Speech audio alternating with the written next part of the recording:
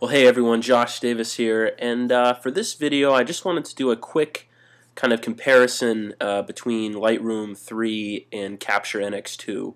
I did a more detailed write-up about this on my blog over at bustedshutter.com, so you can head over there and read the full article. It was posted on March 6th, I believe, and it was just titled Lightroom 3 versus Capture NX2. So I just wanted to do a quick video that kind of highlights some of the key differences from the article and basically the driving factors for why I chose Lightroom over Capture NX2. So first off, the main point was batch processing. So for Lightroom, how that works is you would use this development module here to edit your photo, and then you would come down into your film strip and say you had a group of photos of a similar scene, much like a portrait session. And if you've kept all of your exposures, what's the word I'm looking for, consistent throughout your shoot, you should be able to apply those same develop settings across all of those images. So to do that, we're on the one that we're working on, and we just hold down our Shift key and click all of them that we want to apply the edits to all the way across, and then just go down and press sync. You're presented with this dialog box, and basically what you can start off with is by checking none, and then just go through and select the edits that you want to apply to those other images. So let's just say, for example, we wanted to adjust the white balance. If we did a portrait shoot and apply it across all of those images, we would just click white balance and click synchronize, and that's it, and it's done in literally just 2 to 3 seconds. It'll go through those 5 or 6 images and make those edits. Pretty simple stuff. In Capture NX2, it's not really that simple. What we have to do is go up to batch and run batch process. And basically this just brings up another dialog where we have to load a saved file with our settings in it, select the destination of where we want to apply those settings to, and it just takes a little bit longer. It's a little bit more clunkier, and it's not as quick. And I'm always looking for the quick fix, the most efficient way to get through a large chunk of photos, especially if I've done a portrait session, where I have 300, 400 images to go through. So that's one of the big differences for me and why I like Lightroom. Another reason is if you can look over here in the development panel, when I go to edit this exposure slider, and move it down or move it up, you can see the edit being made in real time as I slowly adjust this slider. Over in Capture NX2, that is not the case. So if I go over here, first let me just note here that this develop panel is pretty obtrusive and clunky, and everything is kind of squished into this little section right here of all your adjustments and edits, and it's not as smooth.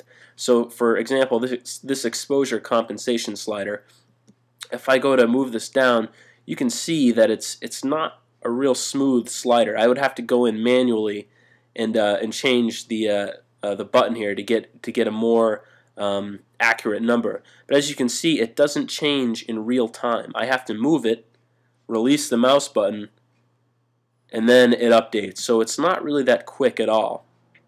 Also, what's kind of annoying is, say you've gone through your photo, you've done all these adjustments and levels and curves, and here's your finished product, and you've figured out, well, I kind of want to go back and adjust the shadow protection and bring out some of these shadows here. If I go back to edit this, you can see the screen automatically changes and takes away all my other edits that I did. I have to go back and click down the line here to bring them back to see what I changed up here, how it affects the final image. So that is kind of annoying. I'm not really a big fan of that. But, however, Capture NX2 is really, really cool when it comes to their control point technology. I basically, let me just show you sort of a before and after here. This was the photo basically straight out of camera, and then this is after just adding control points. What do I mean by control points? Well, let me show you. Here they all are. There's 4 control points, and what you can do with these particular control points is edit specific sections of the image. So you can see right here, that I can change the radius of this particular control point, and it's only going to affect the pixels of that same tone within this radius here. So I can bring down the brightness, and it should only affect the sky up here. I can, bring up the contrast, increase the saturation, decrease the saturation, and there's a whole host of other options you can expand down by green, blue, red channels. There's like a warming filter you can use, and it's very accurate. So let me just give you an example here of how accurate these control points are. Here's one control point that's only affecting this grass area, and if we click Show Selection, we can see all the areas in white are being affected by this control point. So it's not doing anything to the lighthouse or the sky. You can see that's totally black, and it's only affecting the grass area here, which is pretty great. It's hard to get detailed masks like this in Lightroom, and sometimes it can be even harder to get that done in Photoshop. So that's one of the cool things about Capture NX2. If you're working with just one or two pictures, the control points and the edits, they do wonders for your images, and I really think it looks great. If I was just a landscape shooter, someone who only went out for an hour and came back with a handful of images and just wanted to process one or two of them for prints or for the web or whatever, I would probably most likely go with Capture NX2 over Lightroom. It's just for one or two images, the development, I think, with the control points, you can do so much more detailed edits than you can in Lightroom.